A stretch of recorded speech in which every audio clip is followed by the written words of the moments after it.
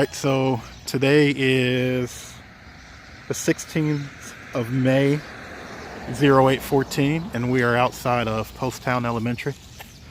Patrick's here with me. There he is. And it's daytime, so a lot of people investigate at night. We don't really care. Activity happens all times of the day. It fluctuates. Might be more active at night, might be more active during the day. The good part about coming here to Posttown during the day is it was a school at some point. So, sociology speaking-ish, we expect the spirits or any spirits in here to be just as active, because this is the hours they would have been active when they were alive. Just give you guys a quick tour of the outside of here. Like any school, it looks great in the front. And then once you get sort of out to the sides of it, there isn't much to it. Patrick and I have always come to this place before. It was one of the more popular spots since we both lived together in Middletown. We came here often. They used to actually have like wrestling rings and stuff up around here.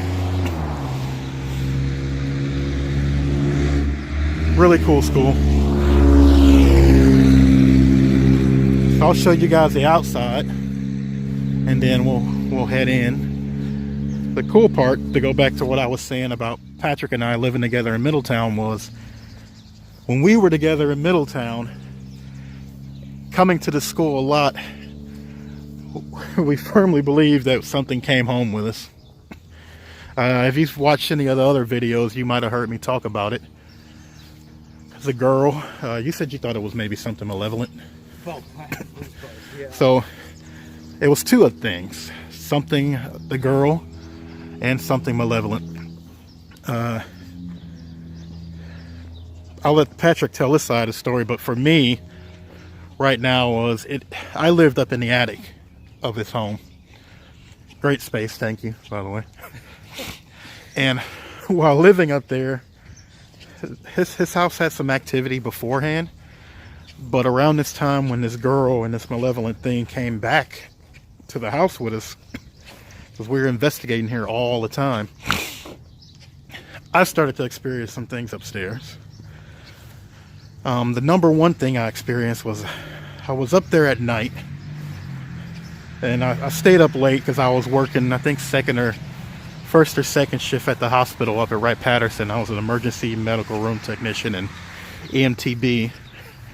And while working there, I would stay up pretty late playing games.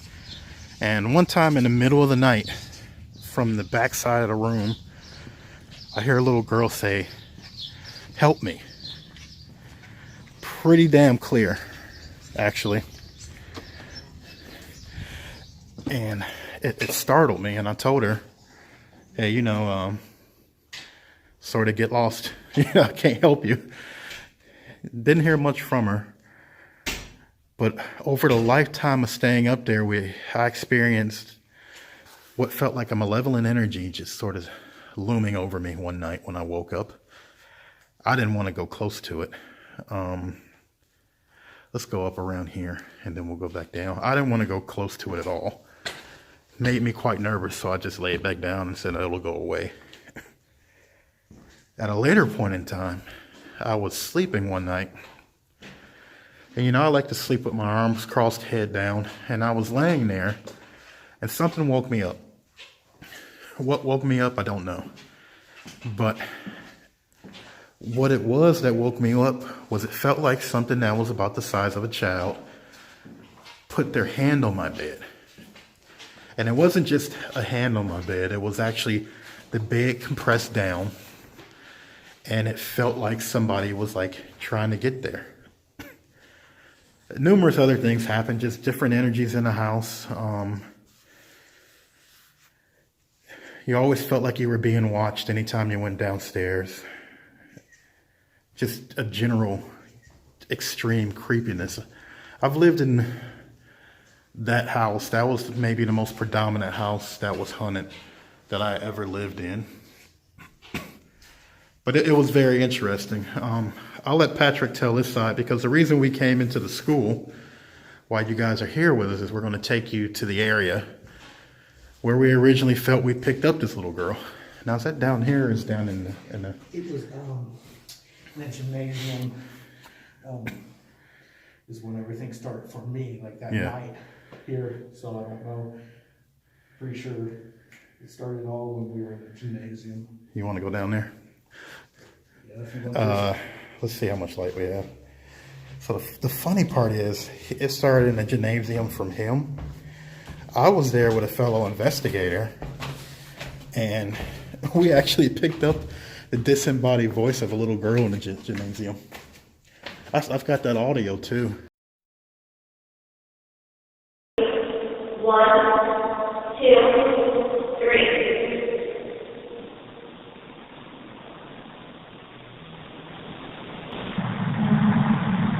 Did you just hear that voice? Is that you? No, it's not.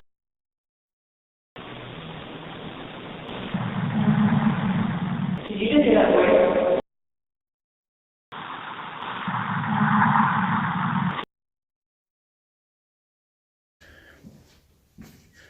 Well, here we are, a gymnasium. I remember this being a lot bigger for some reason. Yeah, that's weird. Don't you remember it being like significantly bigger than this? Was this the Mandela effect? Now, I haven't been back in here since, what, 2012 maybe? 2000, no, like 2010. Yeah. Maybe it was just because they had all the stuff in here. So, you want to tell a little bit about how things started for you here? Yes, like John was saying earlier, we used to come here a lot. And, we came here for a convention. It was like I remember that. it's like 3 nights in a row we were here. Yeah, we actually camped out inside one of the classrooms. Right, and one of the things that we fail to do, which a lot of paranormal investigators preach, is you should ground yourself. You should always ground yourself and protect yourself. And I guess we were so comfortable here for those 3 nights. It was very comfortable. that we didn't bother to do that. So we came down here one night. It was me, John, and a couple other investigators. And we sat around in a circle, was asking questions. I remember that. John, my good roommate, said, hey, could you touch Patrick? And it seemed like everything, thanks to John, started after that. I'm sorry.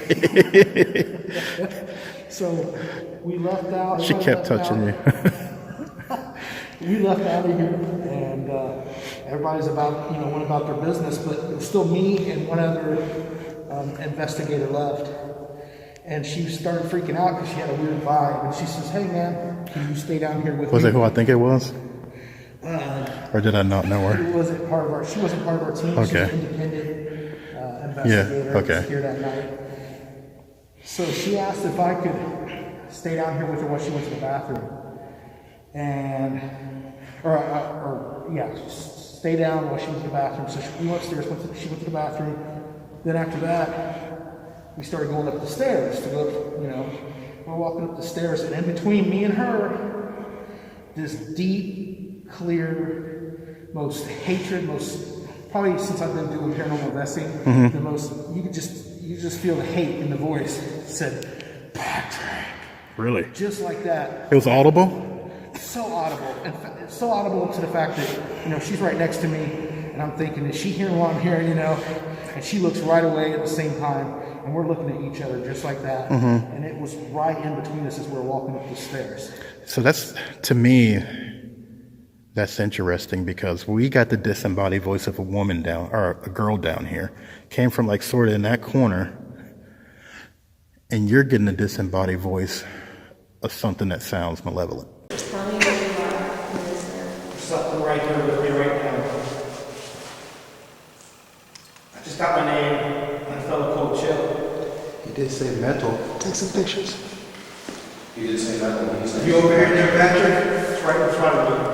Just say my name again. Whose name are you saying? Swear it's right here. Are you with Patrick?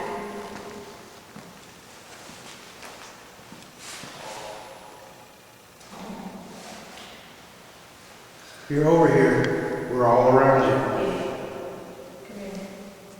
We have you surrounded.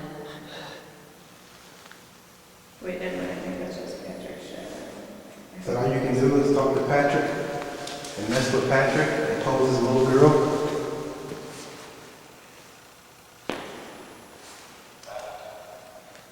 Bat. Come on now. You deceiver. You're trying to lead us in one direction while you get behind us. You live in deception. You live in deception. All you're trying to do is deceive us.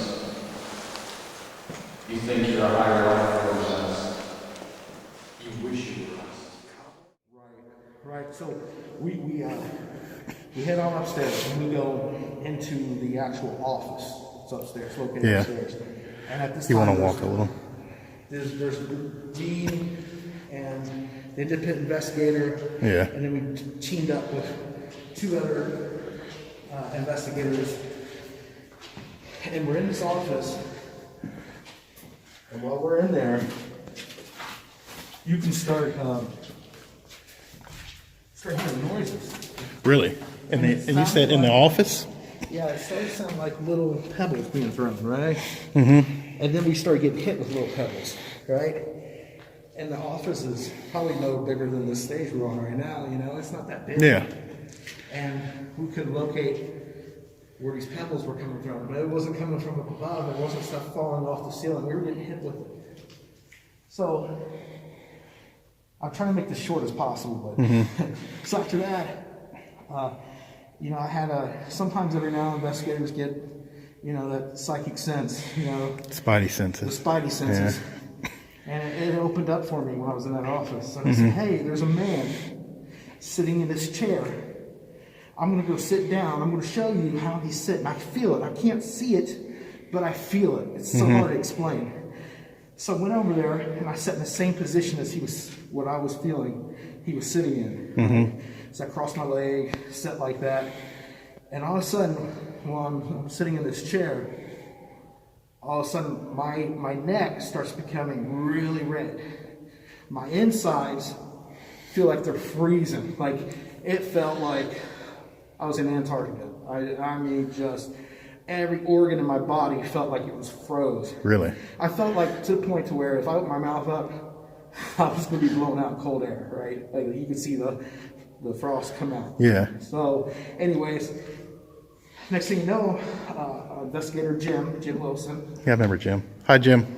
I thought I'd watch this, but hi, Jim. he says, "Hey Patrick, you okay?" I said, "I don't know, man." He says, "Dude, you are being. It looks like you're being choked."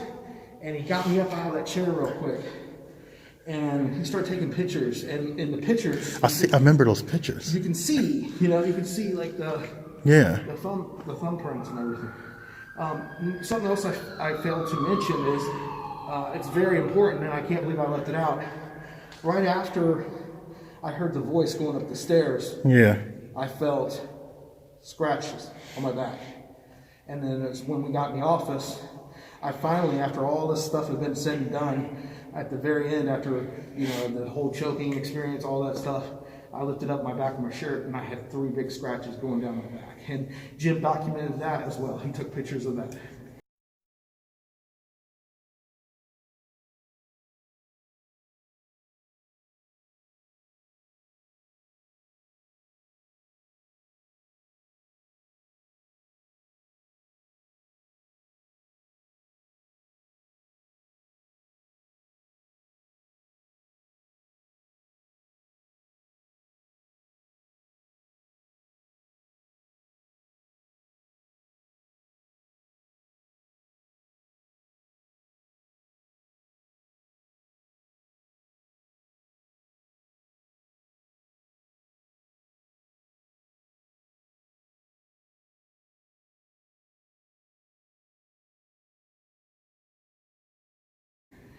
So after this, like John said, we were staying here. Mm-hmm. So I went to bed that night. When I laid down, I started hearing voices in my head. I thought I was losing my mind. Yeah. I'd hear a little girl say, "Help me, help me." Then I'd hear And we talked about that because that's when we start connecting the dots that we were getting sort the of same thing, like we were experiencing the same thing. getting And then harassed by another this. voice would say, in a real mean voice, would say, "Dude," Yeah. And I always learned that a true demon would never kind of like announce itself. Yeah, they don't want you to know anything. So this went on the whole night. I couldn't get any sleep. Mm-hmm. I left out of here in the morning. I told everybody, I said, "Hey, I'm sorry, I'm not going to be able to stay for the convention. I'm going to go home, get some sleep, and come back. Mm-hmm. I can't do this." I said, I was up all night hearing voices in my head. I was home. Yeah. Oh, that's when you were staying over here?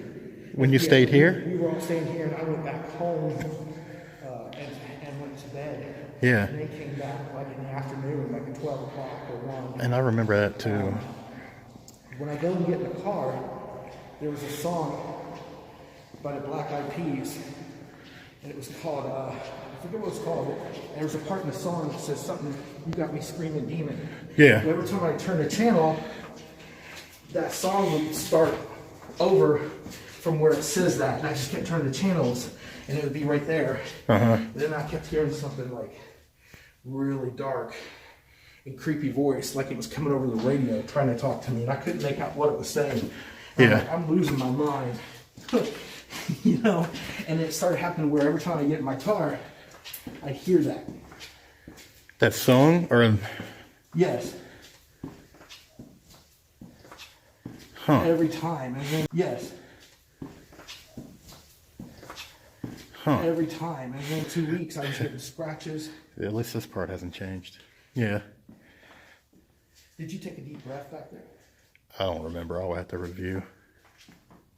Sound like a heavy. Looks like a camera right there. This lighting is pretty good right here. It looks almost like fluorescent lighting. Yeah. Coming in from the sun. So that's interesting. We haven't even gotten to the stuff that happened. So that's interesting. So that's interesting. The house. No, we haven't got to that part yet. So last time I was here, I'm trying to connect the dots. We had a few psychic mediums in. Now, please note these were not psychic mediums I work with. So that relationship that I feel every investigator has to have with a psychic medium before you start believing and even taking any credence. Is that the right word? Yeah. Credence in their claims and what they're picking up. So I didn't work with them. But they did say they picked up something malevolent down here in this area. Oh shit, that dog creeped me out for a second, dude. I was like, what the fuck? So they did say they picked up something malevolent in here. I personally, when somebody says they're picking up something like a demon, I don't put a lot into it because I really don't think they occur like that. I think more often than not, it's just some kind of misinterpreted human spirit. This is the thing that creeped me out. This is put here for that purpose, to creep somebody out. But I was looking hard, man. I was like, what is that? there has been 2 occasions, and I don't know if what we had at our house. Do you feel like it was a demon or just something malevolent? No, I feel like it was something malevolent that wanted to act like it was something bigger than Yeah. it was. What is it, fear that you want? Is that what you want? I went in there scared of you. I'm not afraid of you. I think you're afraid of us. There's more of us here than you right now. You have no power. You can't even smile over with a chair. You're a joke.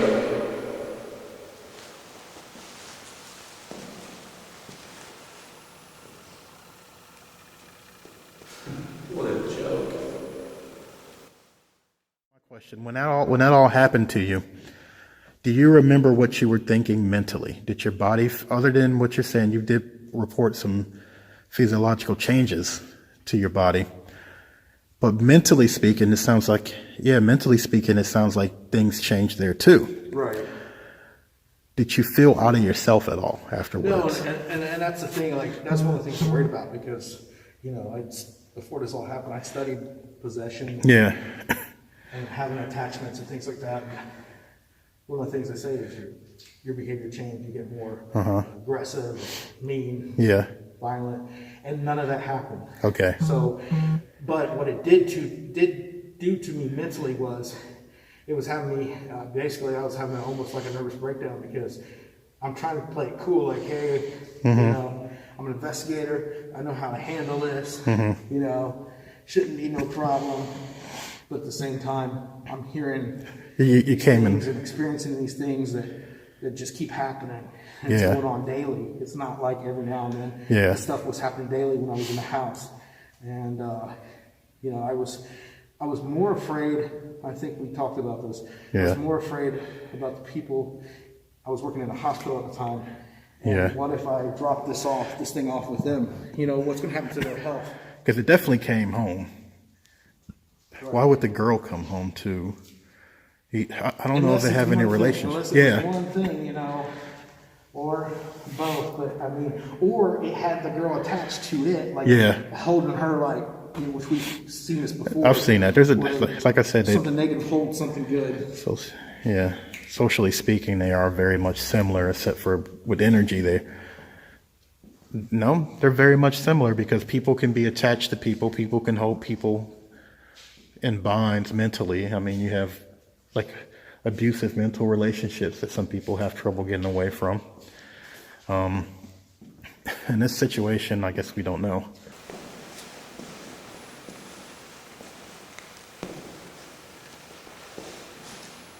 If there are any human spirits that are near us and can hear our voices, come to us. Speak with us. If there are any human spirits in here that can hear our voices, come and speak with us and tell us what you need. I got something. You said that. I need a flashlight. Wait a minute. After I say, I'm going to see where I'm at. I got something when you said that. I need a flashlight. Oh my God. What the frick is going on with you, man?